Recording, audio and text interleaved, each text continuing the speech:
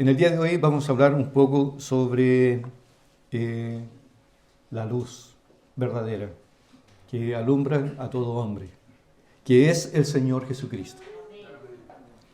En el Evangelio de Juan, de los versículos, el capítulo 1, del versículo 1 al 18, nosotros a esa parte de este Evangelio es conocida como el prólogo. El prólogo es la introducción que se hace a una obra. Está el epílogo, que es la parte final. El prólogo es la parte que antecede a una obra. Y de los versículos del 1 al 18, eso es considerado el prólogo. Y este prólogo, que debemos, así contemplándolo, podemos decir que es una descripción de las más admirables de la persona de nuestro Señor Jesucristo. Y por lo mismo tenemos en él verdades que me imagino yo que en este mundo jamás alguien podrá llegar a comprender y a conocer en perfección. Es imposible. El tamaño de la riqueza que nosotros encontramos solo en este prólogo. De los versículos 1 al 5, entonces este prólogo se divide en 4 párrafos, en 4 partes. Tenemos del versículo 1 al 5, que fue lo que escuchamos el domingo pasado, donde se nos habla, el prólogo habla sobre el Señor Jesucristo. Esa es la intención de Juan. Y de los versículos 1 al 5, que es la primera división, se nos dice que Jesús es el verbo divino, el logos. Literalmente no hay ninguna explicación contundente por qué Juan llama a Jesús del logos. Algunos especulan por causa de la filosofía griega, pero es difícil de entender de que un escritor que haya estado bajo la inspiración del Espíritu Santo haya utilizado un lenguaje de afuera para hacer brillar algo que ya brilla por sí mismo, que es el Señor Jesucristo. Realmente no entendemos. Y los mejores comentaristas dicen que es muy difícil de poder llegar a una conclusión clara de por qué Jesús es llamado el Logos. Pero Juan le llama, y es el único que lo hace en su Evangelio, en las cartas y en el libro de Apocalipsis. Dice entonces que Jesús es el verbo divino, y tenemos varias descripciones que Juan hace sobre el verbo. Dice que el verbo es una persona, el verbo es divino, el verbo es un agente de la creación y el verbo es la fuente de toda vida.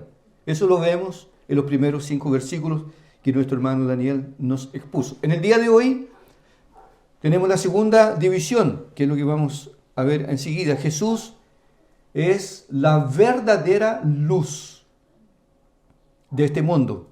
La tercera división, y eso va del versículo 6 al 11, que es lo que vamos a considerar hoy. De los versículos 12 al 14, la tercera parte del prólogo, se nos habla sobre Jesús como el Salvador encarnado. Y la última parte del prólogo, la cuarta parte del prólogo, que va de los versículos 15 al 18, nos habla sobre Jesús como la revelación suprema del Padre. En el día de hoy entonces vamos a considerar la segunda división del prólogo, que van de los versículos 6 al versículo 11. Y lo vamos a hacer, esos textos los vamos a dividir en 3 partes o 3 puntos. Primero, el testimonio de Juan. Se nos habla sobre el testimonio de Juan el Bautista. En segundo lugar, se nos habla de que Jesús es la verdadera luz de este mundo. Y en tercer lugar, se nos habla sobre la reacción que tuvieron las personas ante la manifestación de la gloria de Dios, que tristemente ya lo anuncia Juan. El mundo no lo conoció. y los suyos no le recibieron. Ahí tenemos los 3 puntos que nosotros vamos a considerar. En primer lugar, entonces, en el versículo 6, dice Juan, el discípulo amado, hablando de Juan. Este Juan al que se refiere ahora es Juan el Bautista, a quien le llama Juan. Saliendo de las descripciones de la eternidad, de lo que se estaba hablando Juan, ahora pasamos a entrar a la vida real. Y que se nos está hablando del Verbo eterno, divino, creador de todo, sustentador de todo. Y ahora Juan pasa a hablar sobre lo que ocurre ahora en el tiempo. Dice, hubo un hombre enviado de Dios, el cual se llamaba Juan. J.C. Riley, cuando comenta este texto, él es muy breve en lo que comenta, pero es muy profundo. Él dice así que llama la atención el contraste del lenguaje entre lo que se dice en el prólogo del versículo 1 al 5 y lo que viene en el versículo 6. El contraste es muy fuerte porque se habla de Jesús como siendo el propio Dios, el Dios eterno, el Dios creador, el Dios sustentador, aquel que da vida, aquel que es la luz del mundo, la luz de los hombres. Y cuando habla ahora del ministerio de Juan, dice, hubo un hombre. El contraste es inmenso y obviamente no podría ser diferente. Y no hay ningún exagero en lo que dice Juan. ¿Por qué?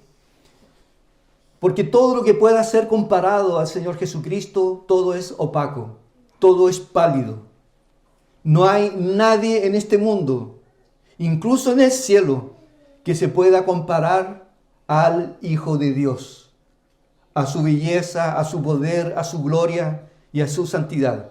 De esta forma, entonces, dice Juan que Dios envió un heraldo, alguien que antecedería la venida del Mesías. Y se le llama un siervo de Dios que vino, fue enviado de Dios para que diese testimonio de la luz. Aquí vemos la verdadera naturaleza del oficio de un ministro del Evangelio. Lo que nosotros vemos en Juan es lo que es la tarea de todo pastor. Es la tarea de toda persona que predica el Evangelio. Dar testimonio de Cristo. No dar testimonio de uno mismo. Este no es nuestro papel. Eso tampoco le importa a la gente.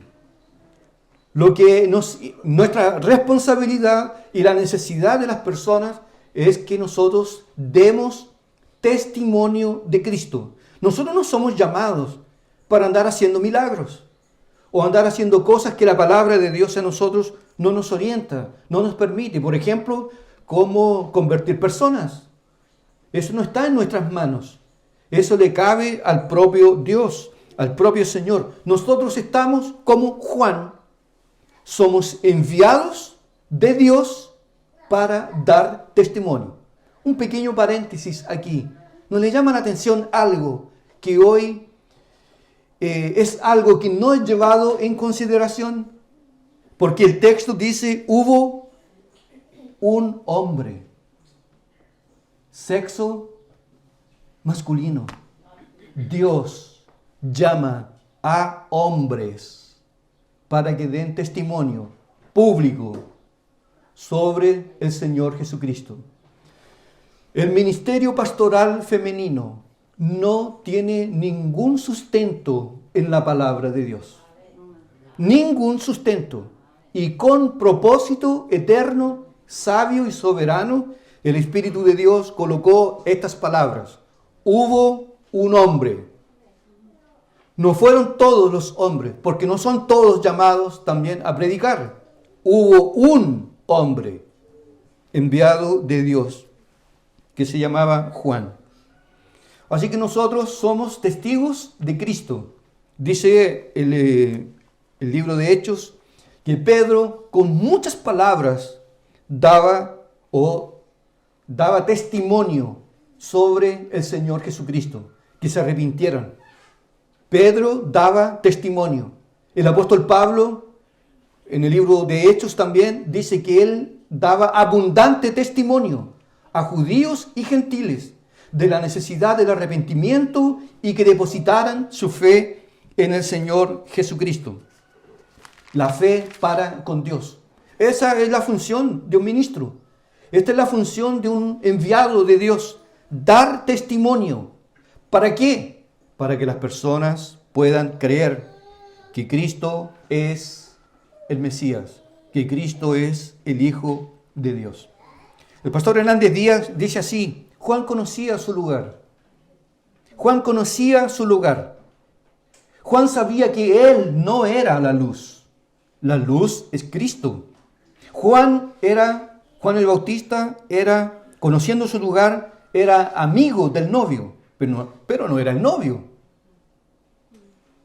Él era una voz que clamaba en el desierto, pero no era el mensaje. Era un siervo, era un enviado, y él conocía muy bien los límites de su ministerio. Porque aquí es muy fácil meter la mano en la gloria de Dios y promoverse a costas de la gloria de nuestro Señor Jesucristo. Y Juan lo sabe muy bien. Él es sencillamente un enviado. Y más adelante él va a dar un testimonio muy contundente. Cuando le preguntan: ¿eres tú el Mesías? ¿Eres tú un profeta?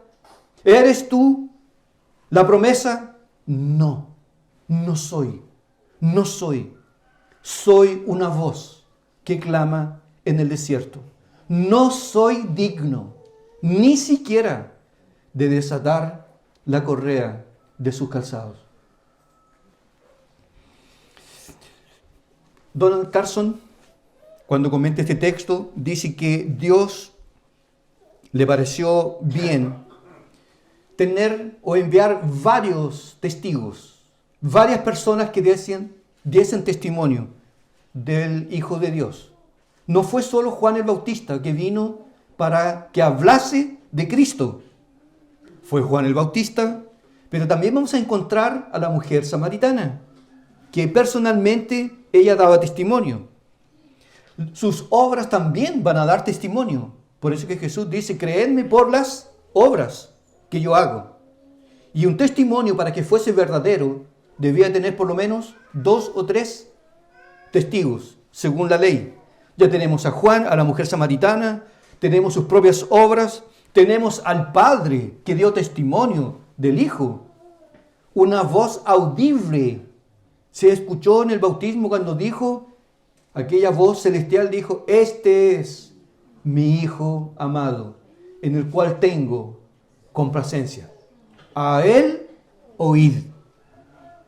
El Antiguo Testamento da testimonio sobre el Señor Jesucristo. El Espíritu Santo da testimonio sobre el Señor Jesucristo. Y todos los discípulos, incluidos nosotros, damos testimonio del Señor Jesucristo. Porque cuando se nos pregunta por el cambio, si es que hubo un cambio en nosotros, ¿qué decimos? ¿A qué atribuimos el cambio? ¿A qué atribuimos nuestro estilo de vida? ¿A qué lo atribuimos? Al Señor Jesucristo. Yo no conocía a Dios. Yo vivía en tinieblas. Pero un día Dios tuvo misericordia. Y el Señor Jesucristo fue presentado. El Señor Jesucristo me fue presentado por medio de la predicación de la palabra y yo creí. Somos llamados a dar testimonio del Señor Jesucristo, tal cual lo hizo Juan. Voy a hacer aquí algunas aplicaciones prácticas sobre este punto, porque somos llamados a testificar, tal cual lo hizo Juan. Juan dijo que era una voz que proclamaba la verdad en el desierto. Y nosotros también. Pero nosotros no somos la voz, nosotros somos el eco de la verdad. Nosotros no tenemos que inventar nada, tenemos apenas que repetir, tenemos que ser fieles al testimonio de la palabra de Dios, confiando que la palabra de Dios, solo la palabra de Dios, es poderosa para producir fe en un corazón incrédulo. Juan era la voz, nosotros nos cuadramos, somos el eco de esa voz.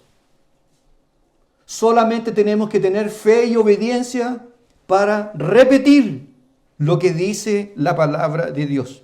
Aquí, en este sentido, tenemos que ser bien claros. Eso significa que nosotros no tenemos que inventar nada. No tenemos que ni sacar ni agregar nada al mensaje del Evangelio, porque todo está listo. Así como cuando usted compra estas sopas, estas sopitas que vienen, que dicen algunos que no son tan saludables, pero que son hechas, creo que en 3 minutos. Pero si usted lee las informaciones, todo viene detalladamente. Y si usted quiere tener un buen plato, siga todas las indicaciones. Siga todas las indicaciones. Es lo mismo que nosotros tenemos que hacer con el Evangelio. Pero ¿qué ocurre generalmente? Generalmente nosotros no leemos las indicaciones. Y lo hacemos como nosotros pensamos que debe ocurrir la cosa, debemos hacerla. Y a veces, incluso a veces algunos productos electrónicos los quemamos, no funcionan. Y nos preguntan, ¿usted leyó el manual? Pero no nos riamos, porque en la fe a veces pasa algo semejante. ¿Usted leyó el manual? Apéguese al manual, apéguese a las escrituras, no a las experiencias que cambian, varían. No se apegue a cosas que no son inciertas. No se le ocurra predicar el Evangelio basado en experiencias como sueños, visiones, revelaciones. Váyase a la segura, a las Escrituras, la palabra de Dios, porque ella no cambia jamás. Nosotros tampoco podemos, como somos testigos, nosotros no podemos, al tener el mensaje del Evangelio, no podemos juzgarlo. No podemos juzgarlo. Nosotros debemos apenas pasarlo adelante. Y no podemos juzgarlo y decir, wow, esto es muy duro. La gente se va a ir, la gente va a rechazar, la gente no va a aceptar este Evangelio. Nosotros no podemos echarle maquillaje al Evangelio. En mi ignorancia, entiendo que una persona usa maquillaje para arreglar algunas pifias. Tiene una mancha, cualquier cosa, maquillaje, pasa piola. Pero en el Evangelio, nosotros no podemos echarle maquillaje. Esto es muy pesado, esto es muy fuerte. No, esto no lo van a soportar. Nosotros no podemos maquillar el Evangelio con el fin de tornarlo menos ofensivo. No, esto... Vamos a la iglesia. ¿Y por qué vamos a ir a la iglesia? Porque hay buena gente. La pasamos bien. Tenemos paseos. Tenemos buenas comidas. Hay gente que cocina muy bien. Hay gente muy agradable ahí. Hay gente bonita. Hay gente elegante. Hay gente muy estudiosa. Eso es una forma de maquillar el Evangelio. Y más encima se le dice, vaya, pero sin ningún compromiso. Pero si lo que estamos buscando es compromiso. Pero ya se le dice sin ningún compromiso. Vaya sin ningún compromiso. Nosotros no podemos adulterar el mensaje para llamar la atención del mundo con el fin de atraerlo. La iglesia atrae al mundo cuando la iglesia es esencialmente diferente del mundo. Y es una locura adaptar el culto para poder agradar al mundo. Es una locura. Rock evangélico, rancheras evangélicas, cumbias evangélicas, con el fin de atraer a un determinado grupo al Evangelio. Eso es una locura. Lo único que nosotros tenemos que hacer es dar testimonio de Cristo. Y nosotros no podemos convertir a nadie. Ni siquiera nos podemos convertir a nosotros mismos. Esa obra la hace el Espíritu Santo de Dios. Así que nuestra función es dar testimonio de la verdad. ¿Cuál es la verdad? Cristo. Solo Cristo. Solo Él. Solo su gloria.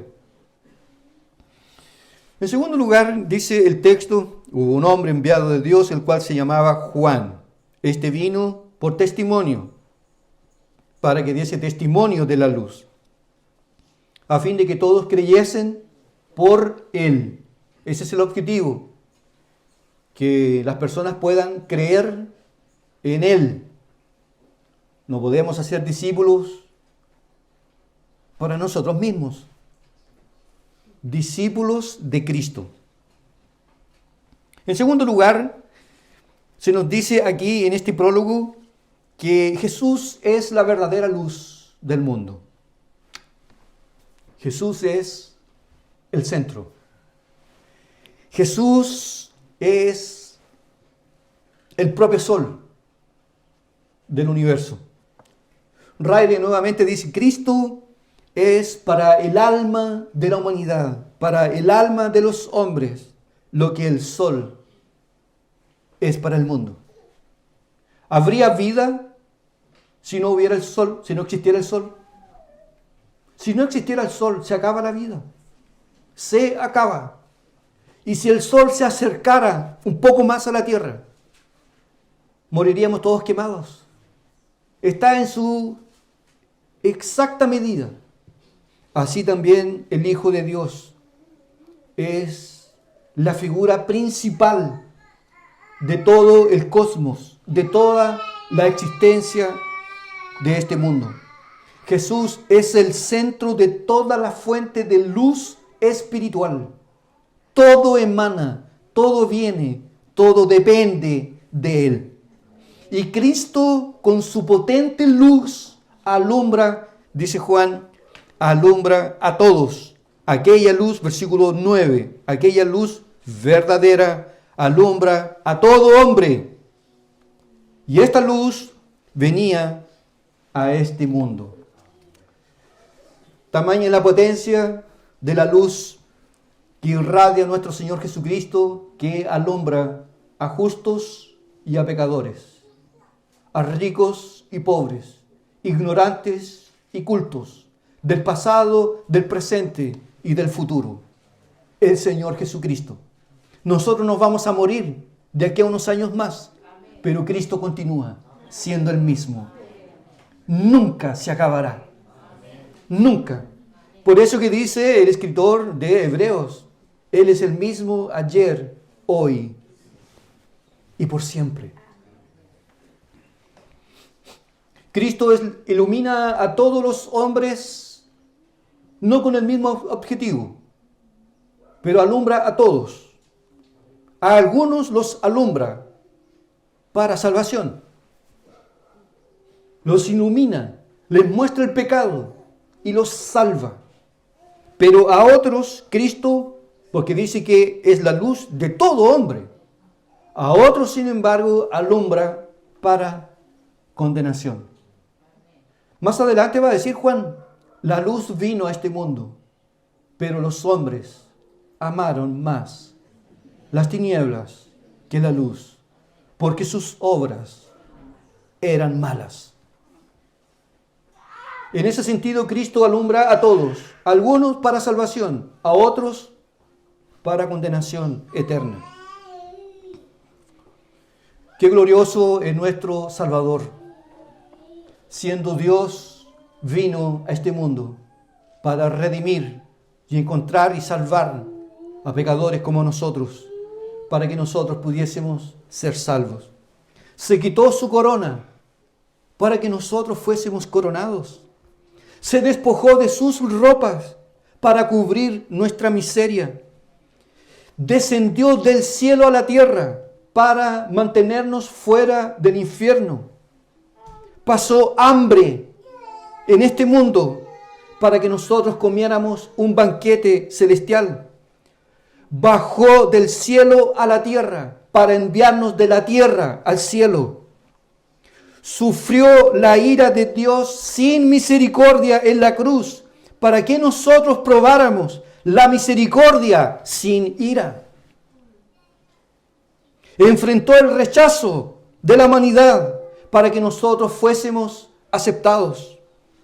El Hijo de Dios se hizo el Hijo del hombre para que los hijos de los hombres fuesen hechos hijos de Dios. La luz del mundo, la luz de mi vida, su luz, la luz de su vida. De Él depende todo, absolutamente todo. Thomas Brooks, un gran puritano, dijo: Cristo es admirable. Cristo es muy admirable. Cristo es más que admirable. Cristo es siempre admirable. Cristo es totalmente admirable. Cristo es el diamante resplandeciente del anillo de la gloria de Dios. Y Él mismo, en más de 5 momentos durante su ministerio, dijo que era la luz. Hay un texto potente en el Evangelio según Mateo que dice así: tierra de Zabulón, tierra de Neftalí, camino del mar, del otro lado del Jordán, Galilea de los gentiles.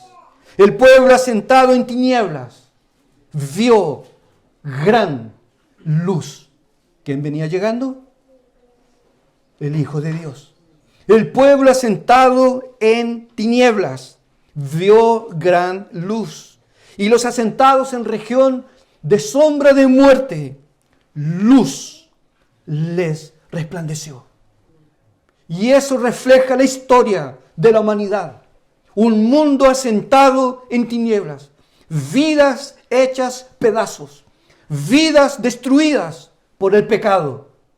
Pero Él vino para darnos luz, para sacarnos de las tinieblas y traernos al reino de la luz. Él es la luz verdadera. Dice el texto sagrado que Jesús se transfiguró delante de sus discípulos y resplandeció su rostro como el sol, y sus vestidos se hicieron blancos como la luz, dice Mateo. Lucas va a decir que la luz fue la más potente que el sol y más blanca que la nieve. Mateo dice que cuando se transfiguró en el monte, su rostro cambió de apariencia y su rostro y sus vestidos se hicieron blancos como la luz. Como la luz. ¿Qué contraste con los herejes? ¿Qué contraste con los falsos profetas? Que violan los derechos humanos, violan a las mujeres, las secuestran, las cautivan, las humillan, las matan. Jesús dignifica, Jesús eleva, Jesús exalta la dignidad del ser humano, del hombre y de la mujer, porque Él es santo. Él es la luz de este mundo. ¿O hay alguna mancha en Él? Él dijo en algún momento: ¿alguien me convence de pecado? ¿Hay algo del diablo en mí? ¿Hay algo? Puro, limpio, santo, glorioso. También dijo: entre tanto que estoy en este mundo, yo soy la luz de este mundo. Y nuevamente en Juan 8:12 dice: yo soy. No dice yo soy una luz, usando un artículo indefinido. Dice: yo soy la luz de este mundo. porque el mundo está en tinieblas. Los que no conocen el Evangelio están en tinieblas, en densa oscuridad. Pero Cristo ilumina verdaderamente. ¿Recuerda usted la conversión del apóstol Pablo camino a Damasco? Que él iba persiguiendo a la iglesia. Iba por los laberintos de la vida, huyendo de Dios. Perdido, ciego, creyendo que estaba haciendo lo bueno cuando estaba haciendo lo malo. Y de repente en una curva, repentinamente, le rodeó un resplandor de luz del cielo. Y se oyó una voz, después que cayó del caballo, se oyó una voz que le dijo: yo soy Jesús. Yo soy Jesús. Pero el texto dice, a la manifestación de esta gloria, repentinamente le rodeó un resplandor de luz del cielo. Cristo Jesús. Es muy probable que yo no esté al lado suyo el día que usted tenga que dejar este mundo. Es muy probable. Pero Cristo estará. Y si usted le teme a ese momento, no tema. Allí estará la luz del cielo. Usted oyó por más de 20, 30, 40, 50 años. Cristo, Cristo, Cristo, el Evangelio, su gloria, la santidad de Dios. Un día eso se hará realidad. Algunas aplicaciones prácticas sobre este punto de que Jesús es la verdadera luz. ¿Usted ha tenido días oscuros? Días, como nosotros le decimos, días para la historia. ¿Ha tenido días oscuros? Cristo es la luz. ¿Las tinieblas se han instalado en su alma? Cristo es la luz.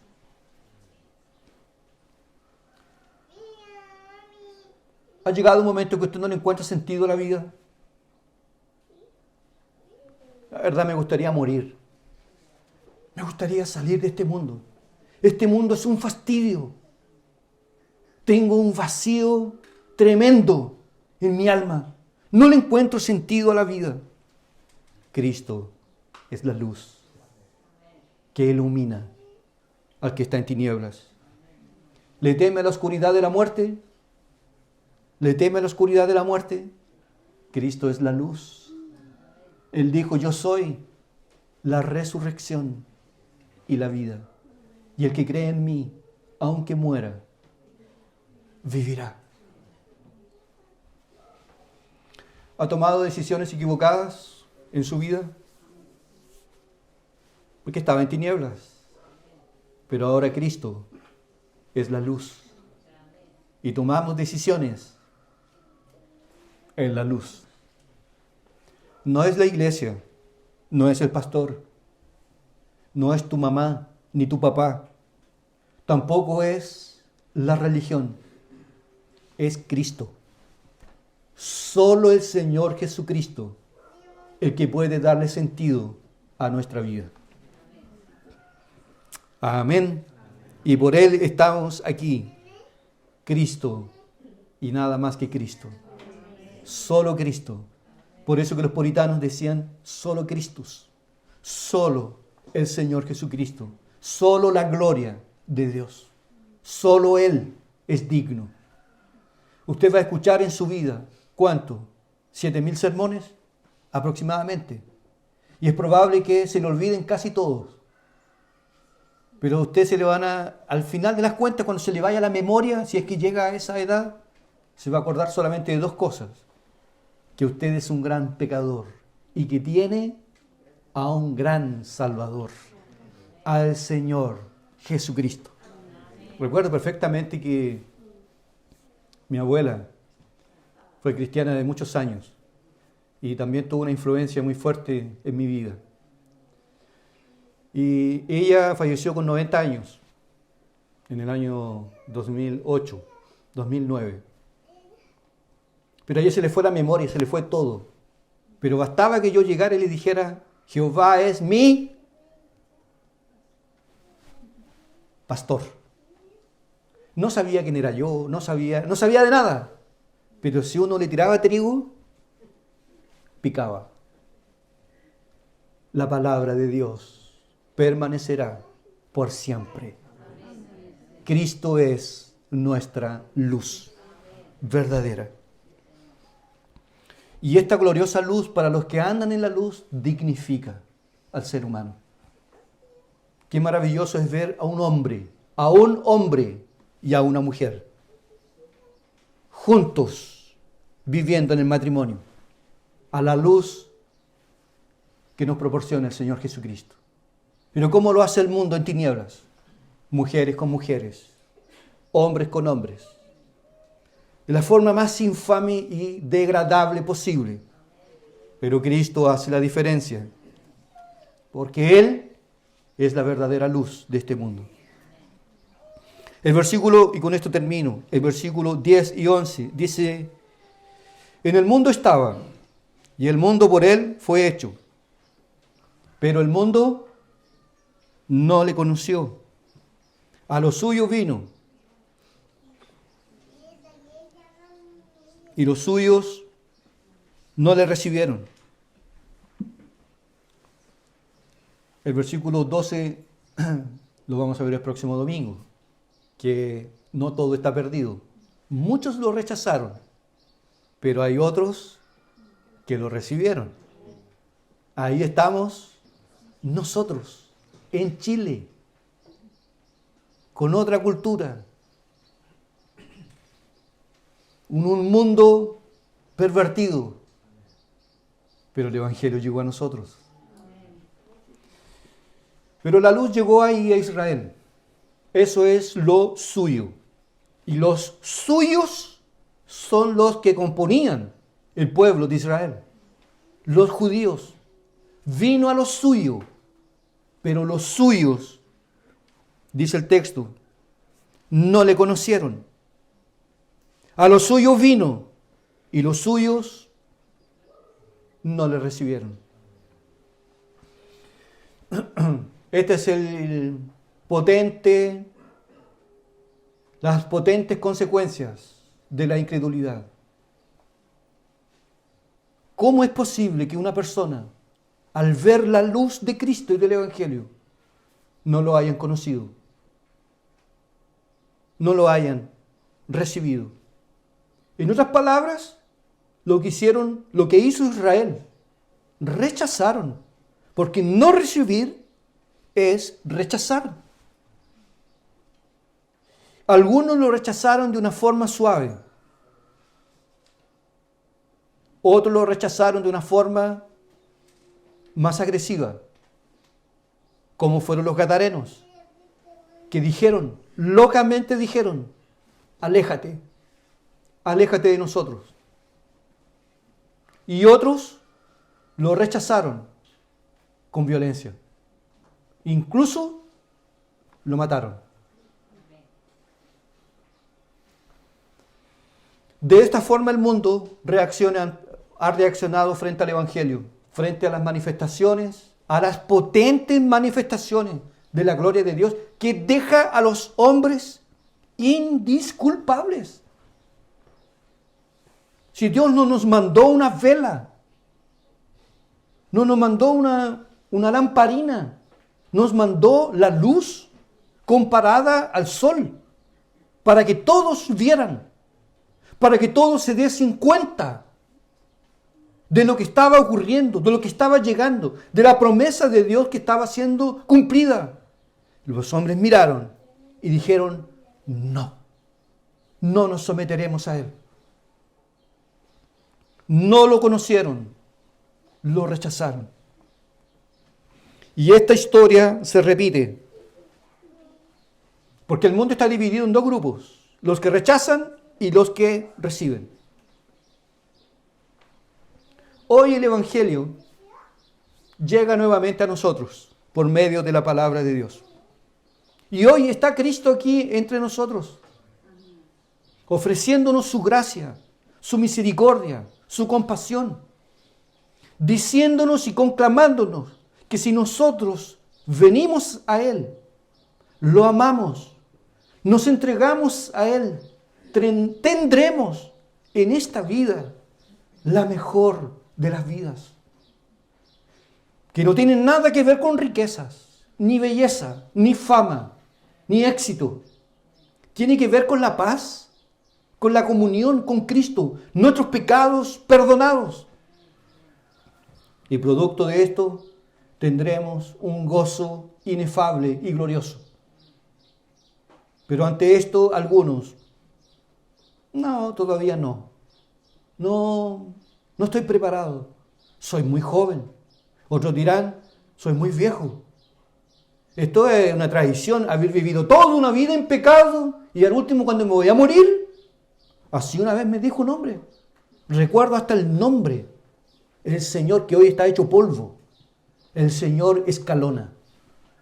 Cuando entré a su bar a evangelizarlo aquí en Sotomayor, cercano al Liceo de Coronel. Le hablé y él me dijo estas palabras. Toda mi vida, el hombre tenía unos 70 años, toda mi vida viví lejos. Toda mi vida viví en oscuridad.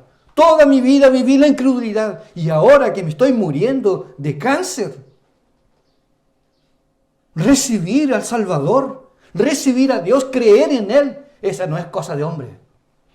Me muero sin Dios. Y murió. Murió. Ese es el tamaño de la incredulidad del ser humano. Otros dicen, soy muy joven, tengo que conocer el mundo. A mí me gusta el carrete, me gustan las luces, me gusta el mundo. No, el Evangelio es algo aburrido, no le encuentro ningún sentido, es algo, debía desaparecer. Tal vez sea bueno para otros que no tienen nada que hacer, pero para mí no. Y así el mundo vive engañado. Muchos lo han rechazado. La pregunta es, ¿qué haremos nosotros cuando se nos presente el Evangelio? La pregunta es, si Cristo te invita hoy a venir a Él, a creer en Él, a que te entregues a Él, a que renuncies a tu estilo de vida para someterte a Él, ¿lo recibirás? ¿Vendrás a Cristo? Nosotros damos testimonio, es la mejor cosa que tú podrías hacer. Más que ir a la universidad y tener un título. Más que tener una familia y el amor de un hombre y una familia y una casa. Más que todo eso queda opaco con relación a Cristo.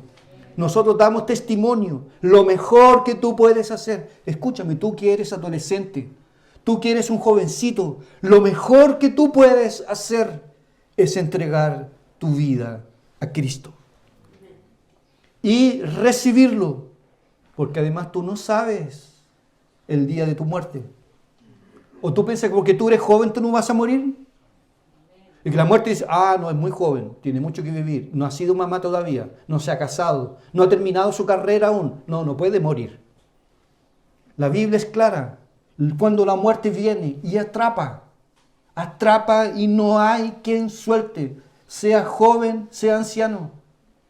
Hoy es el llamado del Evangelio al arrepentimiento, a venir a Cristo, a venir a esta luz gloriosa y verdadera y entregar el alma, el corazón, todo al Señor Jesucristo. Y si te arrepientes de haber venido a Cristo, solo te arrepentirás en un sentido, no haberlo conocido antes. ¿Por qué no vine antes? ¿Por qué no lo conocí antes? ¿Cuántas cosas, cuánto dolor habría evitado? ¿Cuántas lágrimas no habría derramado si hubiese conocido a Cristo antes? Hoy es el día de la salvación. Hoy la luz está nuevamente entre nosotros. Y yo doy testimonio, Cristo es lo mejor que nos pudo haber pasado. Examinando toda nuestra vida, todo, estudios, el amor de una mujer, matrimonio, extraordinario, papá, ser papá, oh, maravilloso. Pero nada se compara a Cristo. Nada, nada, nada. Él lo es todo. Él es la rosa de Sarón, el lirio de los valles. Él es el Hijo de Dios, el Mesías. Él es el camino, Él es la verdad, Él es la vida. En el mundo no hay nada, nada que pueda decir uno, vive la vida loca, vive la vida suelta, sin normas, sin reglas, vive ahí. Las cárceles están llenas de necios que vivieron en tinieblas. Pero Cristo es la luz. Amén. Padre, queremos darte gracias por la oportunidad que nos concedes de poder estar aquí nuevamente examinando tu palabra. Te damos gracias por el testimonio de hombres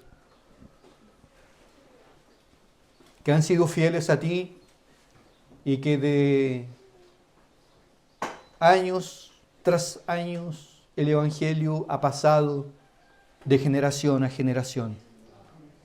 Y hoy Cristo está entre nosotros como la luz única y verdadera. Muchos lo han rechazado, pero nosotros lo hemos recibido por la fe. Te ruego, Señor, que tu Espíritu Santo pueda usar tu palabra para tocar los corazones que aún no han creído, para que se agarren de Cristo y confíen en Él verdaderamente. Confiamos en la obra de tu Espíritu, que tu palabra jamás volverá vacía. A ti sea la gloria. En el santo nombre de Jesús. Amén. Amén.